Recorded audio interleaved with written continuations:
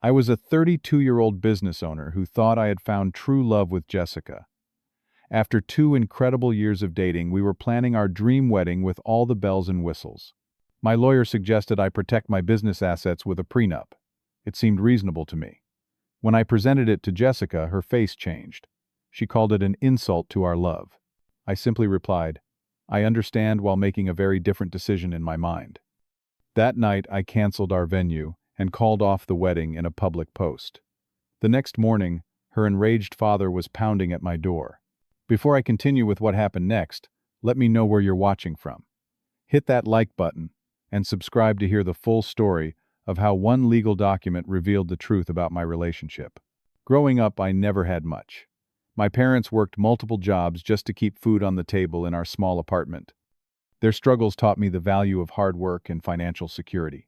When I was 16, I started coding and building websites for local businesses after school. That small side hustle eventually grew into my tech company, Secure Solutions, which provides cybersecurity services to businesses of all sizes. It took 10 years of 80-hour weeks, countless sleepless nights, and reinvesting every penny I earned to build my company from nothing. Now we employ over 50 talented people and have assets worth several $1 million. My success did not come easily or quickly. Every dollar represented countless sacrifices and difficult decisions. A few years before meeting Jessica, I had been in a relationship that ended badly. My ex-girlfriend Allison and I dated for 3 years. When things fell apart, she claimed she had contributed to my business growth and deserved compensation. The messy breakup cost me emotionally and financially, even though we were never married. That experience taught me a painful lesson about protecting what I had built. This is why I approached relationships with caution afterward. I believed in love, but also in safeguarding the livelihood of everyone who depended on my company. My employees and their families counted on me to make smart decisions, not just romantic ones. I met Jessica at a charity gala that my company sponsored. She was breathtaking in a midnight blue gown, with long auburn hair and an infectious laugh that drew me in immediately. Working as a marketing director for a luxury brand, she was articulate, confident, and seemed to share many of my values about hard work and ambition. Our connection was immediate. I found myself captivated by her stories and perspectives. She listened intently when I spoke about my business challenges and offered insightful suggestions. Our first date led to a second, then a third. Before I knew it, we were spending every weekend together exploring new restaurants, hiking local trails, or simply enjoying quiet evenings at my place. Jessica had excellent taste. She appreciated quality and was knowledgeable about fine wines, art, and fashion. I enjoyed indulging her preferences from five-star restaurants to weekend getaways at luxury resorts. Her refined sensibilities added new dimensions to my life, which had previously been so focused on work. She introduced me to her extensive social circle, mostly fellow professionals and childhood friends from her upper-class neighborhood. While I sometimes felt out of place among people who had inherited wealth or connections, Jessica made me feel like I belonged. She proudly introduced me as her successful entrepreneur boyfriend, which I admit flattered my ego. After 8 months together, we decided to move into my downtown condominium. Living together felt natural and right. Jessica added her personal touches to the decor, making it feel more like a home than just a place to sleep between workdays. Our routines meshed well, and I loved coming home to her each night. Soon after moving in together, we began meeting each other's families. My parents were immediately welcoming to Jessica, though I could tell they were a bit intimidated by her polished demeanor and designer clothes. They expressed their happiness that I had found someone who made me smile so much. Meeting Jessica's family was a different experience entirely. Her father, Thomas, was a former investment banker with an imposing presence and firm handshake. Her mother, Grace, was the quintessential socialite, impeccably dressed and versed in the art of subtle judgment. They lived in a sprawling mansion in the most exclusive neighborhood in our city. During our first dinner together, I noticed their pointed questions about my business. How much had it grown year over year? Did I have plans to expand or sell? What was my exit strategy? They seemed satisfied with my answers, but left me feeling vaguely like I had passed some sort of test. Jessica occasionally made comments that gave me pause. When discussing future plans, she would casually mention that once we were married, I could finally hire a CEO to run day-to-day operations, so we could travel more. Or she would point out estates in exclusive neighborhoods, saying they would be perfect for us to raise a family. I brushed these comments aside, assuming they were just daydreams rather than expectations. Despite these small concerns, I was deeply in love with Jessica. We seemed compatible in the ways that mattered: values, intellect, and goals. Where we differed, I believed we complemented each other. She brought joy, culture, and social connections to my life, while I offered stability, authenticity, and ambition. After 2 years together, I decided to propose. I reserved a private room at La Petite Maison, her favorite French restaurant, arranged for her favorite flowers throughout the space, and hired a string quartet to play as I got down on one knee. The diamond ring I had selected was substantial but tasteful, exactly her style. When I asked her to marry me, her eyes filled with tears as she exclaimed, "Yes." It was a perfect moment. Jessica dove into wedding planning with enthusiasm that surprised even me. She had apparently been collecting ideas for years and had a clear vision of her dream wedding. What I had imagined as a nice celebration with 100 or so guests quickly evolved into an extravagant affair for 300 people at an exclusive vineyard estate. Her parents became heavily involved in the planning process. While they initially offered to contribute substantially to the wedding costs as decisions were made and deposits paid, their actual contributions were minimal. Jessica explained that her father had experienced some investment setbacks, but assured me they would pay their share eventually. The costs mounted quickly. Premium vendors, custom invitations, designer dresses, exotic flower arrangements, top-shelf liquor, and gourmet catering. The budget we had initially discussed doubled, then nearly tripled. When I expressed concern, Jessica became emotional, saying this was her only wedding and she had dreamed of this day her entire life. Wanting to make her happy, I agreed to cover most expenses, drawing from my savings rather than company funds. Still, as I wrote check after check, an uneasy feeling grew in my stomach. It was not just about the money, but what these expectations might mean for our future together. 3 months before the wedding, I met with my longtime lawyer and friend Mark to discuss some business contracts. At the end of our meeting, he asked about wedding preparations, and then carefully broached the subject of a prenuptial agreement. I had been considering it, but was unsure how to approach the topic with Jessica. Mark was direct. Given my business assets and responsibilities to employees, failing to protect the company would be negligent. He reminded me that a fair prenup would protect both parties and establish clear expectations. His arguments made sense from both business and personal perspectives. After my conversation with Mark, I knew I needed to discuss the prenuptial agreement with Jessica. I spent a week working with my lawyer to draft terms that were more than generous. The agreement protected my business assets while ensuring Jessica would keep everything she brought into the marriage, plus a generous settlement if we divorced, with the amount increasing with each year of marriage. I planned a romantic dinner at home to have this conversation. I prepared her favorite meal, decanted a bottle of expensive Cabernet, and created an intimate atmosphere with candlelight. My heart raced as I considered how to bring up the subject tactfully. I truly believed we would be together forever. But I also knew protecting my business was not just about me, but about all my employees. After dinner, as we sat together on the sofa with our wine glasses, I gently introduced the topic. I explained my concerns about protecting the business I had built and the people who depended on it. I emphasized that the prenup was not about a lack of trust, but about responsible business ownership, much like insurance that we hopefully would never need. As I spoke, I watched Jessica's expression change from relaxed to confused to shocked. When I finished explaining the terms, she placed her wine glass down with a deliberate movement that made me wince. "I thought you trusted me, Charlie," she said, her voice strained. "We are going to be husband and wife. We are supposed to share everything. This is not about your business. This is about you not seeing me as your true partner." I tried to explain again, emphasizing the fairness of the terms and how it would protect both of us. But she interrupted me. "It is an insult to our love," she said, tears forming in her eyes. "If you trusted me, if you really believed in us, you would not need this piece of paper." Her words stung, but I noticed something in her reaction that seemed disproportionate, almost rehearsed. Jessica stood up abruptly and locked herself in our bathroom. Through the door, I could hear her tearful phone call to her parents. I could not make out all her words, but her tone was accusatory and emotional. 15 minutes later, she emerged with reddened eyes and thrust her phone toward me. "My future father-in-law wants to speak with you," she said coldly. Thomas's voice boomed through the speaker, not bothering with pleasantries. "What is this nonsense about a prenuptial agreement? Do you realize how this makes our family look? As if we are after your money?" I explained my position calmly, but Thomas cut me off. "This is ridiculous. No one in our circle uses these. It suggests a lack of commitment.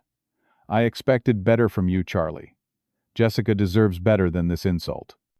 Before I could respond fully, Jessica took back the phone, whispered something to her father, and then faced me with an ultimatum. "It is the prenup or me, Charlie. You cannot have both. Choose now." I looked at the woman I thought I would spend my life with, searching her eyes for understanding or willingness to compromise. I found neither. Instead, I saw someone who expected me to sacrifice my principles and responsibilities for her approval. "I understand," I said quietly. She smiled, apparently, believing she had won. But her smile faded when I continued gathering the prenup documents from the coffee table and placing them carefully in my briefcase. "What are you doing?" she asked. I said, "I understand, Jessica. I understand that we have different values about partnership responsibility and respect. I understand that this is a fundamental incompatibility that we cannot overcome." That night, Jessica slept in the guest room, convinced I would change my mind by morning. I lay awake in our bed, replaying our relationship in my mind with new clarity. The red flags I had dismissed came into sharp focus. Her expectation that I would eventually step away from my company. Her family's probing questions about my finances, the escalating wedding costs with minimal contribution from her. Sighed. By dawn, I had made my decision. While Jessica still slept, I called the vineyard venue and canceled our reservation, accepting the loss of our substantial deposit. I contacted the other vendors with the same message. Then I composed a carefully worded social media post. "I regret to announce that Jessica and I have ended our engagement and will not be proceeding with our wedding plans. I ask for privacy during this difficult time and appreciate your understanding. Please know that this decision was not made lightly, but is necessary for both of us to find the happiness we deserve, with partners who share our fundamental values." Within hours, my phone exploded with notifications. Friends and family called and texted, expressing shock and offering support. Jessica's messages alternated between rage and pleading. "How could you embarrass me like this? Please call me. We can work this out. You will regret this. My father is furious. I am sorry about last night.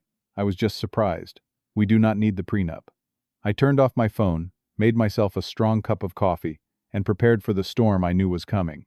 Despite the pain and disappointment, I felt a strange sense of relief. I had narrowly avoided making a terrible mistake. After a sleepless night filled with racing thoughts and second-guessing my decision, I was startled by thunderous knocking at my door around 7 in the morning. Looking through the peephole, I saw Thomas, Jessica's father, his face flushed with anger. I considered not answering, but knew this confrontation was inevitable. When I opened the door, Thomas pushed past me into my living room without waiting for an invitation. Several of my neighbors had already left for work, but those still in the hallway stared openly at the commotion. "How dare you," Thomas bellowed. "How dare you humiliate my daughter with that public announcement?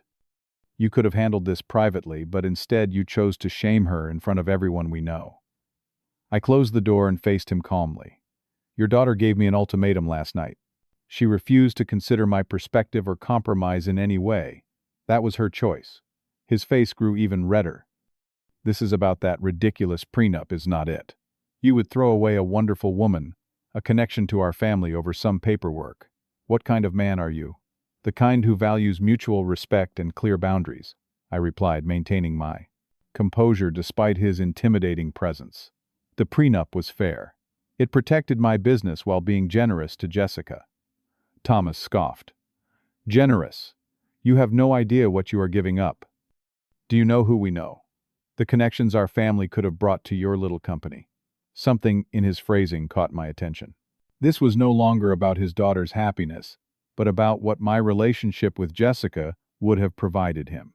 I discreetly activated the recording function on my smartwatch, suddenly grateful for the feature I rarely used. "What exactly do you mean by that, Thomas?" I asked, encouraging him to continue. He began pacing my living room, his carefully cultivated image of sophistication crumbling with each agitated step. You think you are so clever with your self-made success story, he spat. But in this world, connections are everything. Our family name would have opened doors you cannot imagine. My business is doing quite well without those doors, I noted, which only seemed to infuriate him more. For now, perhaps. But with us behind you, you could have doubled, tripled your growth. That was the plan all along. As soon as the words left his mouth, I could see he realized his mistake. His eyes widened slightly, and he attempted to backtrack.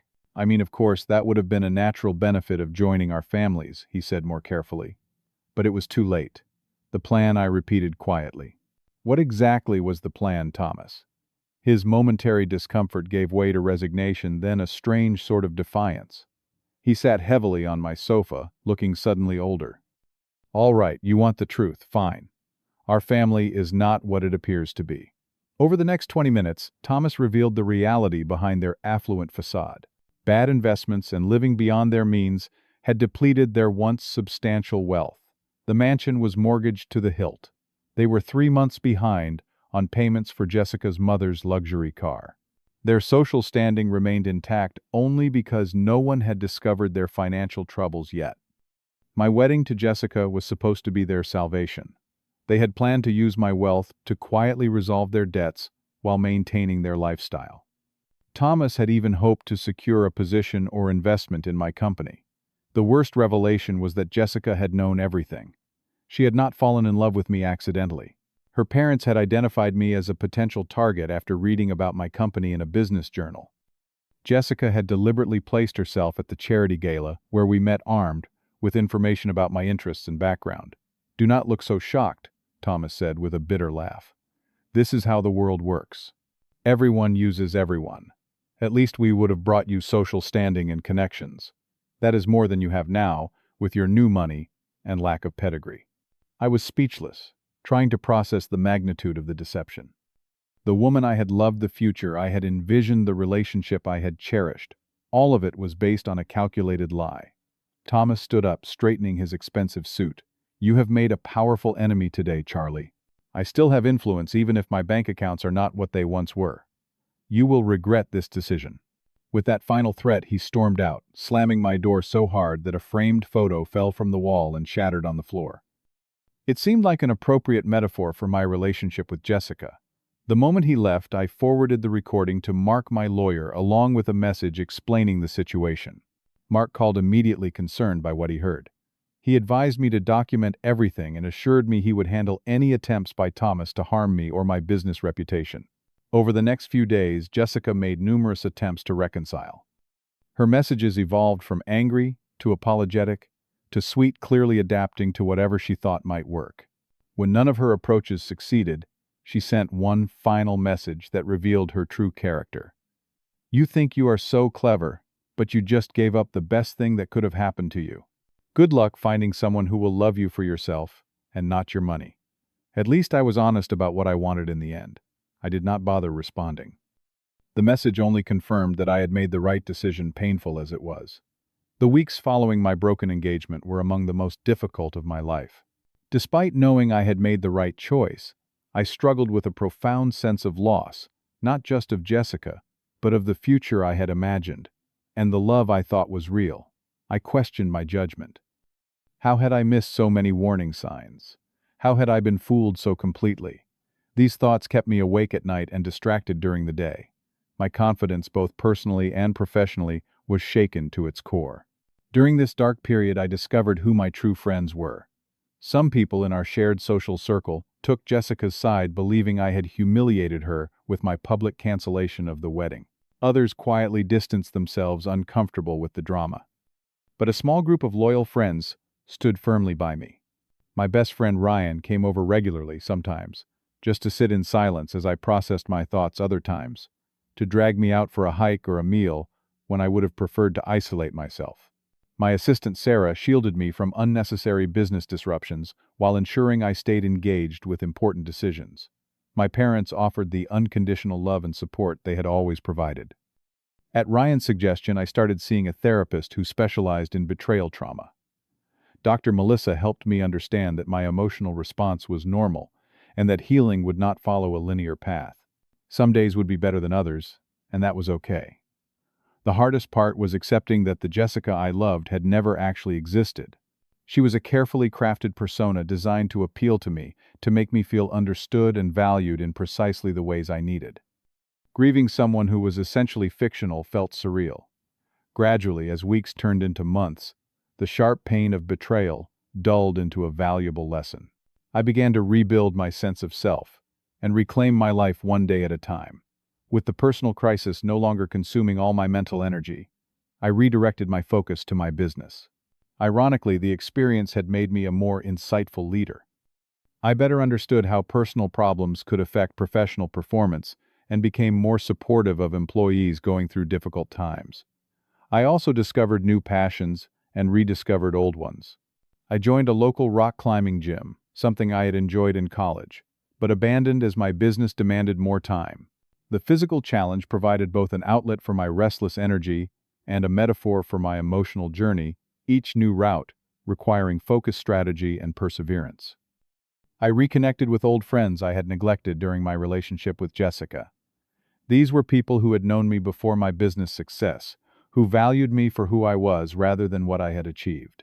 Their straightforward acceptance was refreshing after the calculated interactions I now recognized in my relationship with Jessica. My company continued to thrive during this period, partly because I had channeled so much of my emotional energy into work. We secured several major new clients and expanded our service offerings. The success felt more meaningful, knowing I had preserved the business through a potential threat. Most surprisingly, I found myself becoming more open about my experiences, rather than hiding them in shame.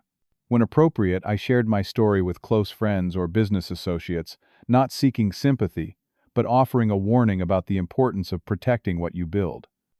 Many confided they had faced similar situations or had friends who had. 6 months after the broken engagement, I received an unexpected email from Jessica's mother, Grace. Unlike the aggressive approach of her husband or the manipulative tactics of her daughter, Grace's message was surprisingly genuine. She apologized for her family's behavior and admitted their financial deception. She and Thomas were divorcing, and she was starting over with a more authentic life. While I appreciated her honesty, I kept my response brief and closed that chapter definitively. Almost a year after the prenup conversation that changed everything, I met Amanda at a professional conference. As the Chief Information Security Officer for a healthcare organization, she was brilliant, accomplished, and refreshingly straightforward. Our professional relationship gradually evolved into friendship and eventually romance. When our relationship became serious, I was upfront about my previous experience and my requirement for a prenuptial agreement. Without drama or complaint, Amanda said she completely understood and would be happy to have her lawyer review any fair document. Her simple acceptance of boundaries reflected her secure sense of self and genuine intentions. The contrast between Amanda and Jessica could not have been more striking. Where Jessica had sought to impress and persuade, Amanda simply showed up authentically. Where Jessica had viewed my success as something to leverage, Amanda had built her own impressive career and wanted a partner, not a provider. My experience with Jessica and her family taught me invaluable lessons that transformed my approach to both business and personal relationships. I learned to trust my instincts when something felt wrong, even when I could not immediately identify the problem. I discovered that love and prudent business decisions are not mutually exclusive. True love respects reasonable boundaries. Most importantly, I realized that protecting what you have built is not selfish or untrusting. It is responsible stewardship. The right partner understands that boundaries and clear expectations strengthen a relationship rather than undermining it. Today, I approach relationships with greater wisdom, but not with cynicism.